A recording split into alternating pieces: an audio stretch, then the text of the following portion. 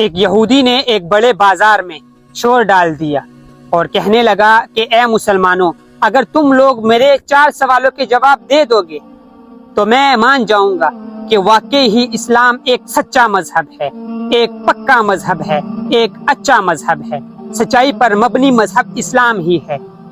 تو اس یہودی نے اپنے 4 سوال رکھے، کہنے لگا کہ اے مسلمانوں، تم لوگ مجھے یہ بتاؤ کہ تمہارے اللہ سے پہلے کیا تھا، تمہارے اللہ سے پہلے کون سی چیز تھی۔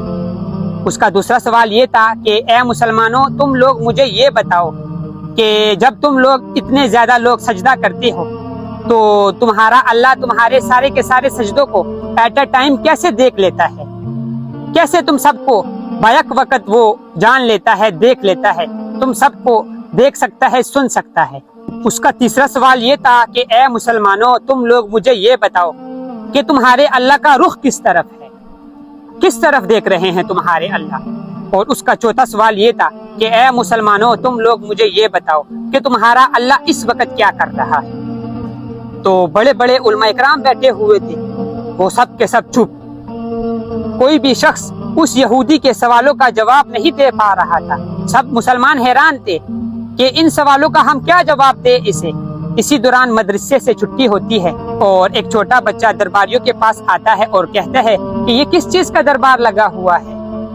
تو ان میں سے ایک مسلمان کہتا ہے کہ ایسا ایسا ہے، ایک یہودی ہے، وہ کہہ رہا ہے کہ تم میں سے کون میرے ان 4 سوالوں کا جواب دے گا، اور وہ کہہ رہا ہے کہ جو بھی میرے ان 4 سوالوں کے جواب دے دے گا تو میں مان جاؤں گا کہ اسلام واقعی ہی ایک سچا مذہب ہے۔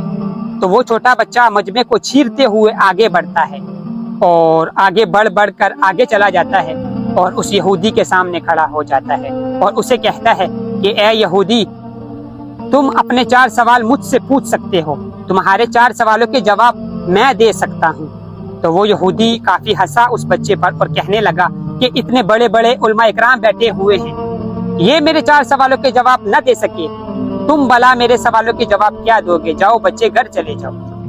تو وہ بچہ کہتا ہے کہ علم کے لیے یہ بات ضروری نہیں ہے کہ علم صرف عالم دین کے پاس ہی ہو، بڑوں کے پاس ہی علم ہو، چھوٹوں بچوں کے پاس بھی علم ہوتا ہے، تم بس میرے سامنے اپنے سوال رکھو، میں تمہیں ان کا جواب دوں گا۔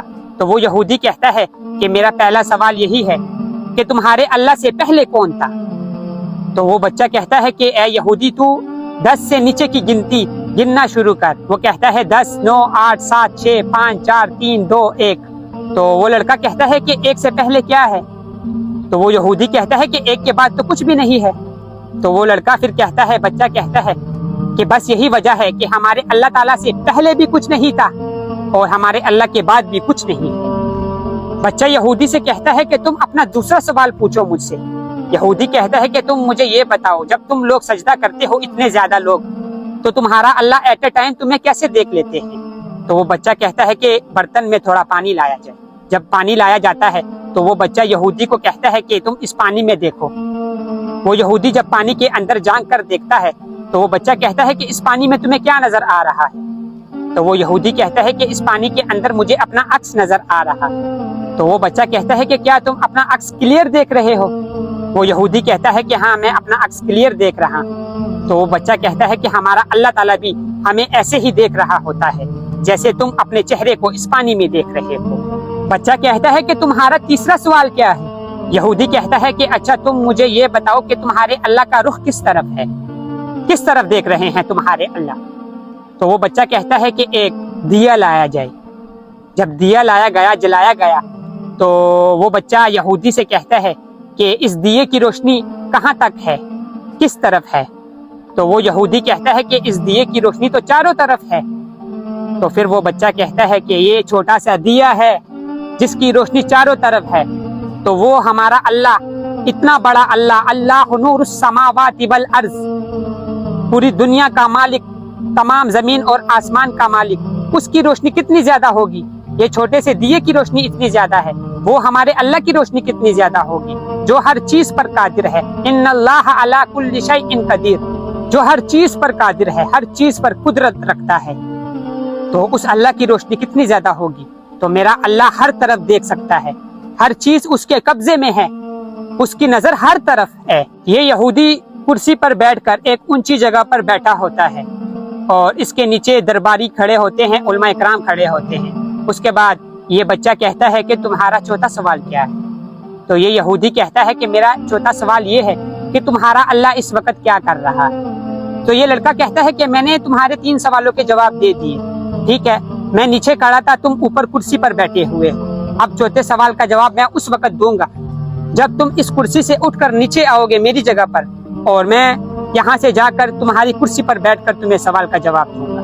تو لوگ بھی کہتے ہیں کہ یہ بچہ صحیح کہہ رہا ہے، اس نے تمہارے 3 سوالوں کے جواب یہاں کھڑے ہو کر دیے، اب تم نیچے آؤ، اس بچے کو کرسی پر بٹھاؤ، وہ تمہیں چوتھے سوال کا جواب دے دے گا۔ یہودی مان جاتا ہے اور کہتا ہے کہ ٹھیک ہے۔